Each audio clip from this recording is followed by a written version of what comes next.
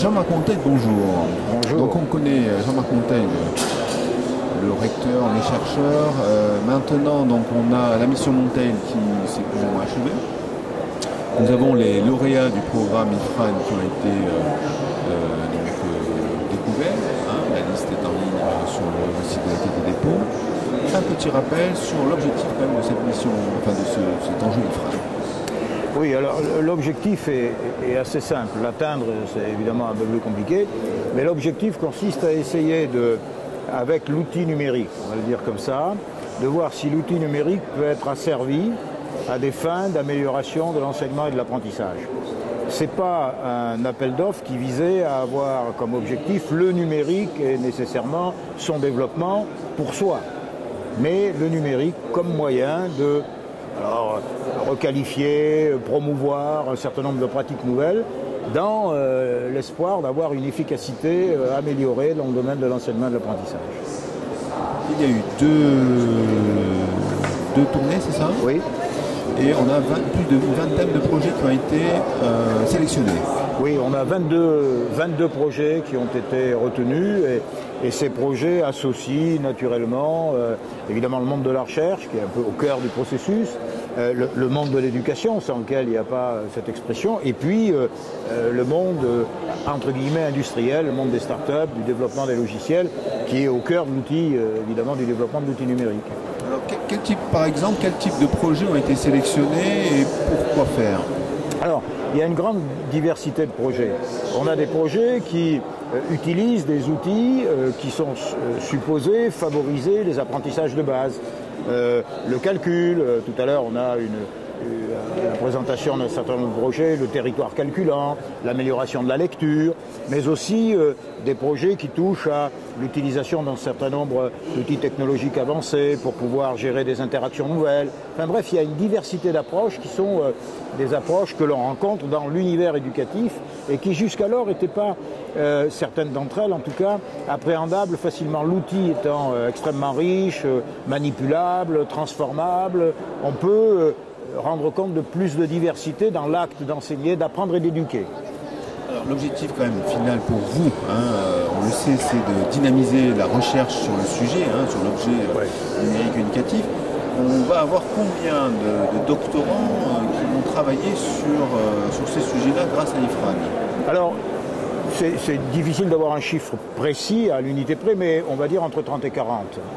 C'est-à-dire un assez gros laboratoire hors les murs. Voilà. Mais le but, c'est de dynamiser la recherche, mais pas de seulement dynamiser la recherche pour la recherche dans cette affaire.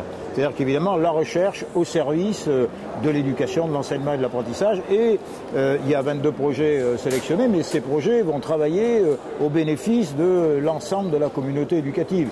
Moi, j'avais dit c'est un appel à projet compétitif à vocation solidaire. Voilà.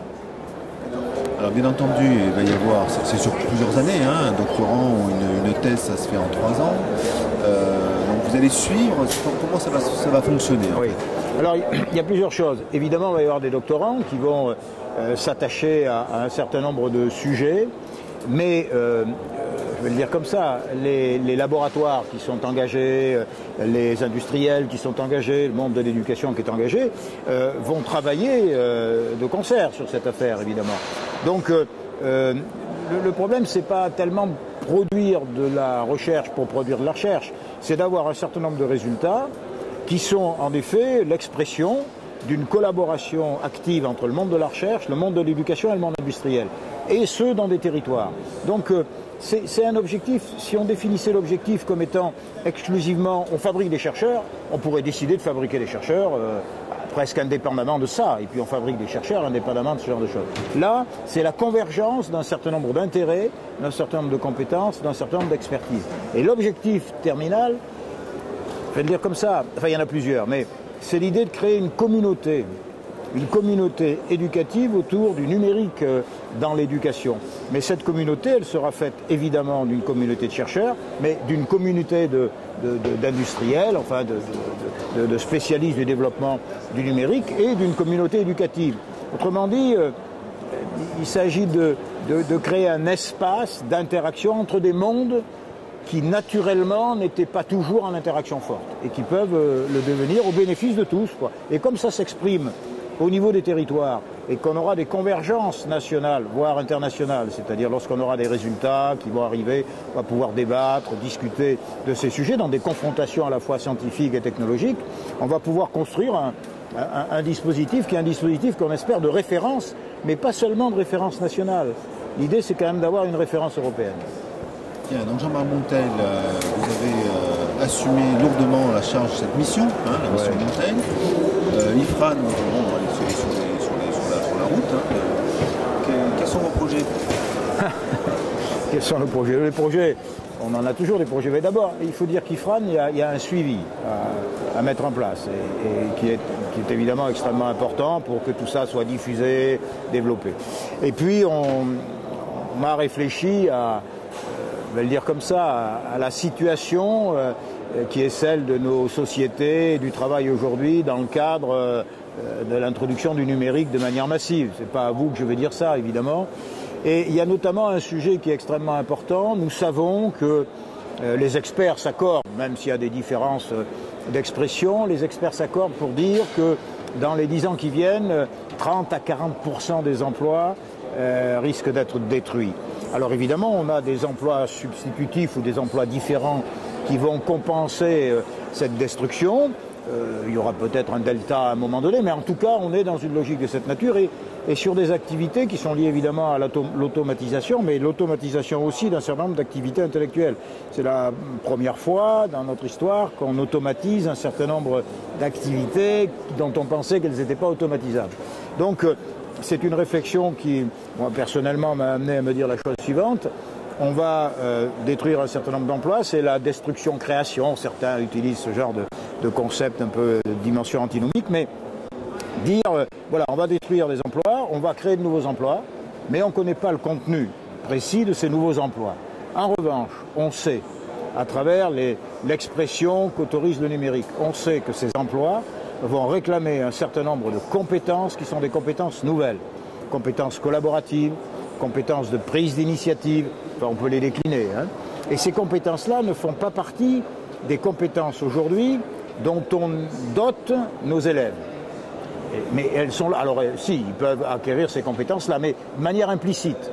Et donc la question qui est posée, c'est peut-on, de manière explicite, essayer de promouvoir un certain nombre de compétences dont on sait qu'elles vont être importantes, quels que soient les métiers qu'on va pratiquer demain. C'est-à-dire que l'exigence des emplois demain contiendra en son sein la capacité à prendre des initiatives, à collaborer, à résoudre des problèmes en temps réel, etc., etc. Et donc sur cette base-là, nous avons décidé d'avoir une prolongation de la mission autour de ce sujet. Et pour ce faire, on a envisagé de le faire avec les lycées professionnels, les bacs professionnels et les CAP. Pourquoi ? Parce que jusqu'alors, dans cet univers-là professionnel, on avait tendance à considérer que le niveau scolaire académique était le niveau scolaire académique, entre guillemets, le plus faible dans ce cadre-là. Or, il y a des compétences, des potentiels de créativité qui sont évidemment importants, et nous avons décidé d'entamer l'opération par là. Alors, parce que, évidemment, on veut promouvoir de manière importante les élèves de l'enseignement professionnel, et en même temps, parce que dans l'univers professionnel, il y a une pédagogie qui est déjà une pédagogie du projet. Et comme c'est une pédagogie du projet, elle peut permettre d'infiltrer plus facilement un certain nombre de pratiques qui sont susceptibles de faire apparaître ces compétences qu'on appellera non techniques, qui sont plutôt des compétences sociales. Et pour ce faire, moi, je vais essayer de faire le tour d'un certain nombre de chercheurs de niveau international. On a recruté une dizaine qui vont constituer une sorte de laboratoire hors les murs, des Français et puis des Suisses. Et nous allons monter une opération de recherche de grande ampleur avec 80 lycées dans 5 régions académiques, dans 10 académies. On va faire, enfin entre guillemets, l'équivalent de ce que l'on fait, ce que fait quelqu'un comme Esther Duflo dans le domaine de l'économie de la pauvreté, si j'ose dire. C'est-à-dire utiliser des modalités des sciences expérimentales et du laboratoire en implantant le dispositif méthodologique sur le terrain, de telle sorte à produire un certain nombre de résultats qui sont susceptibles de faire apparaître ces compétences dont on parle. Et en les faisant apparaître sur les bases d'un protocole qui est un protocole extrêmement rigoureux, stabilisé sur l'ensemble des académies. Donc c'est un projet très ambitieux, là aussi sur évidemment 3 ans ou 4 ans, puisque derrière, on va essayer de fabriquer des modalités d'enseignement et d'apprentissage, et que ces modalités d'enseignement et d'apprentissage, on les numérise, c'est-à-dire qu'on construise une plateforme technologique qui sera une plateforme de ressources pour l'ensemble des enseignants, de l'enseignement professionnel, mais pas seulement. Et pour ça, on mobilise des laboratoires d'informatique de haut niveau qui vont nous construire un dispositif très charpenté, très complexe à faire, mais qui va présenter évidemment des intérêts très importants pour l'ensemble de la communauté éducative. Donc c'est un projet solide, quoi. Bien, merci.